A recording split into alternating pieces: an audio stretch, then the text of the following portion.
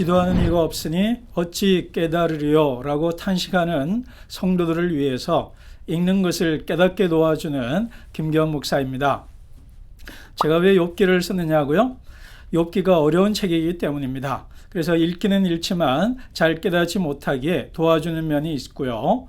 그리고 우리 시대가 욥기의 시대이기 때문입니다. 특별히 코로나로 인해서 우리 모두가 고난받는 사람이 되었고 우리 모두가 고난받는 한 가족이 되었기 때문에 우리는 욥기를 읽을 수밖에 없습니다. 그리고 왜 욥기냐고요? 또한 저의 이야기이기 때문입니다.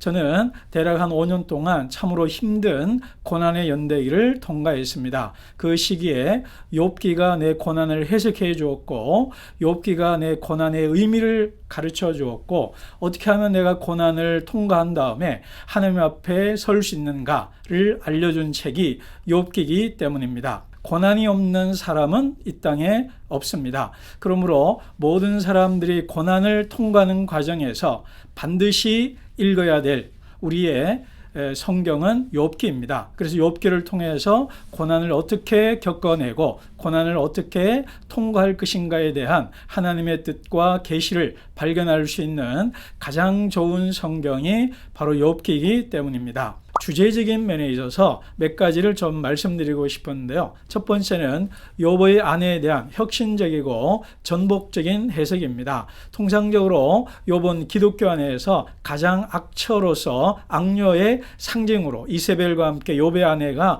거론되고 있는 것이 사실입니다. 그런데 저희 욥기 해석에서는 몇몇 신학자들의 해석을 근거로 토대로 해서 욥의 아내가 악녀가 아니라 오히려 성녀이고 정말 욥에게 성실했고 신실했던 아내로 등장하고 있습니다. 그래서 이 책의 관전 포인트 중에 하나는 욥의 아내이고요. 두 번째 관전 포인트를 말씀드린다면 바로 사탄과 친구들과 그리고 리오야단을 연결해 놓은 점입니다.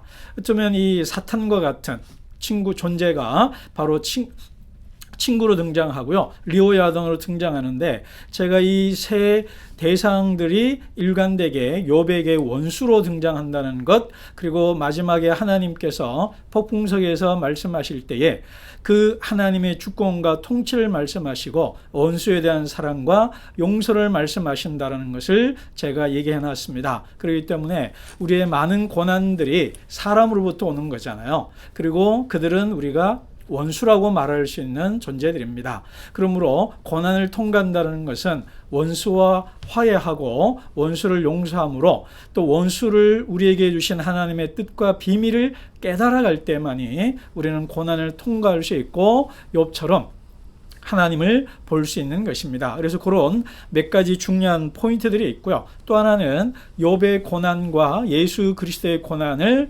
자주 연결시키고 있다는 것이 이 책에서 좀 주목해서 봐야 할 것들입니다. 이 책은 크게 두 가지 용도로 쓰여졌습니다. 우리가 욥기를 읽으면서 좀 이해하기 어렵잖아요. 그래서 제 책을 옆에 놓고 이 본문에서 1장에서 주된 포인트가 무엇인가를 제 책을 통해서 본 다음에 욥기를 읽으시면 여러분 욥기 읽기가 훨씬 수월해질 거고요. 두 번째는 이 책은 혼자 읽는 책이 아니라 함께 읽도록 쓰여졌습니다. 무슨 말이냐? 욥과 욥의 친구들이 끊임없이 토론하고 대화했듯이 제가 쓰여진 이 책은 혼자 읽기가 아니라 공동체적 읽기, 함께 읽기를 위해서 쓰여졌습니다. 그래서 각 챕터의 말미에 토론할 질문거리를 적어두었습니다. 이것을 가지고 여러분만의 질문을 만들어내시고 그 질문을 갖고 3, 4, 5 모여서 서로 대화할 때에 우리는 욥기를 좀 더 입체적으로 읽을 수가 있을 것입니다. 욥처럼 하나님 앞에 묻고 따져보라는 것입니다. 많은 사람들이요, 믿음이 좋다 그러면 맹목적으로 순종한다고 우리가 생각하기 쉽습니다. 그러나 경건의 대명사인 욥은 하나님 앞에 묻기를 그치지 않고 포기하지 않으려고 끊임없이 하나님 앞에 대들고 아주 거칠게 싸움을 벌이는 전사적인 욥의 모습을 볼 수가 있습니다. 우리가 고난 가운데 그냥 맹목적으로 하나님의 뜻을 따라간다기보다는 욥처럼 하나님의 뜻을 궁구하고 묻고 도전하고 따지고 대드는 모습이 우리가 고난을 이기는 아주 좋은 방법 중에 하나입니다. 그래서 이 책을 통해서 욥처럼 하나님과 함께 씨름하시고 그래서 마침내 욥처럼 하나님의 뜻을 나의 뜻으로 받아들임으로써 욥처럼 변화되기를 바라고요. 그리고 마지막으로 독자들에게 바라는 것은 또 축복하는 것은 욥처럼 질문하고 욥처럼 하나님과 싸운 여러분이 하나님으로부터 복을 받고 또 변화된 삶을 살기를 바라는 마음 가득합니다. 욥처럼 고난을 이기시고 욥처럼 승리하는 모두가 되기를 바랍니다. 감사합니다.